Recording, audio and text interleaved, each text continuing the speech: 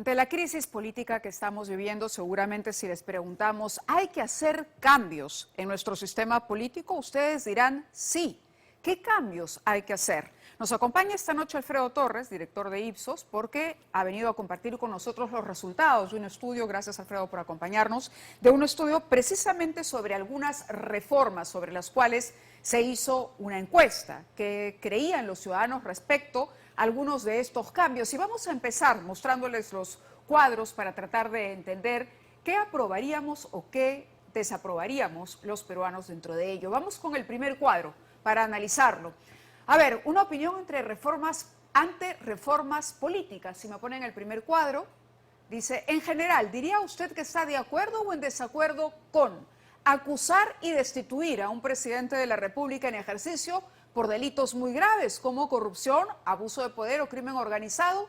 73% de acuerdo, 22% en desacuerdo, no precisa 5%. Siguiente cuadro, por favor. La opinión sobre si está de acuerdo o en desacuerdo con que las personas condenadas por delitos muy graves estén impedidas de postular o ejercer cargos públicos, electos o desempeñar cualquier función en el Estado, incluso si ya cumplieron condena. 66% de acuerdo, 30% en desacuerdo. Siguiente cuadro. ¿Diría usted que está de acuerdo o en desacuerdo con que se elimine el impedimento de la reelección de los congresistas de forma que los ciudadanos vuelvan a elegir a quienes según su evaluación realizaron una buena labor en el Congreso? 64% de acuerdo, 31% en desacuerdo. Y hay que recordar que hace poco los peruanos fuimos a un referéndum y aprobamos la no reelección en el Parlamento. Vamos al siguiente cuadro. ¿Diría usted que está de acuerdo o en desacuerdo con que las personas condenadas por delitos muy graves estén impedidas de formar, dirigir, financiar, integrar partidos políticos, incluso si ya cumplieron su condena? De acuerdo, 62%, en desacuerdo, 34%. ¿Tenemos uno más? ¿Diría usted que está de acuerdo o en desacuerdo hablando de las elecciones presidenciales, que participen en la segunda vuelta 2, 3 o hasta 4 candidatos, quienes obtengan las votaciones más altas hasta que la suma de sus votaciones particulares sea igual o mayor al 55% de los votos? De acuerdo, el 62%, en desacuerdo, el 34%. Interesante, tras la dispersión electoral que vimos en las últimas elecciones. Vamos con el siguiente cuadro. ¿Diría usted que está de acuerdo o en desacuerdo con modificar la Constitución para acortar el mandato del presidente y del Congreso y adelantar las elecciones generales de manera excepcional, dada la actual crisis? De acuerdo, 60%, en desacuerdo, 35%. Y me parece que tenemos uno más. A ver, ¿diría usted que está de acuerdo o en desacuerdo con elegir a los congresistas después de conocer los resultados de la primera vuelta presidencial, de modo que se los elija junto con los candidatos presidenciales en la segunda vuelta? De acuerdo, 60%, en desacuerdo, 34%. Creo que este sí. A ver, vamos con el último. ¿Está de acuerdo o en desacuerdo con eliminar la figura de la vacancia por incapacidad moral permanente y reemplazarla por la suspensión o inhabilitación del presidente después de la aprobación de una investigación regular presentada por la Fiscalía de la Nación? De acuerdo, 55%, en desacuerdo, 36%. Y ahora sí el último.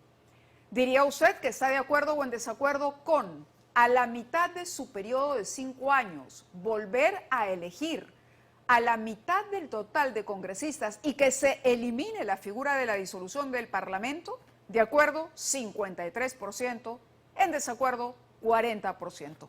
Vamos a compartir de inmediato la ficha técnica mientras conversamos con Alfredo Torres para conocer cuáles son las conclusiones más importantes que podemos extraer de estos estudios que se han hecho. Alfredo. Hola. Mira, en primer lugar, este es un cuestionario que ha sido elaborado a partir de un esfuerzo de Coalición Ciudadana, Coalición Ciudadana, que está integrada por más de 200 asociaciones civiles. Entonces, creo que eso hay que destacarlo porque es un esfuerzo muy amplio y sin precedentes de organizaciones de distinto signo, distintos temas de interés que quieren, digamos, buscar una salida a la crisis política actual, ¿no? La conclusión que uno saca de la lectura de estos cuadros es que la gente quiere cambios. En el fondo, primero, claro, más allá de un porcentaje un poco mayor o un poco menor en alguna u otra pregunta, yo sé de paso, algunas quizás han sido un poco técnicas para el ciudadano menos informado, pero aún así la gente se ha manifestado mayoritariamente a favor en todas las que hemos visto en pantalla. Entonces quiere decir que así como estas organizaciones civiles, la opinión pública, los electores también quieren cambios para tener un mejor sistema democrático. Creo que todos tenemos claro que el sistema, digamos, político está en crisis y por eso se requieren cambios de esta naturaleza. Esta es una propuesta que el Congreso tiene que revisar. Puede haber otras.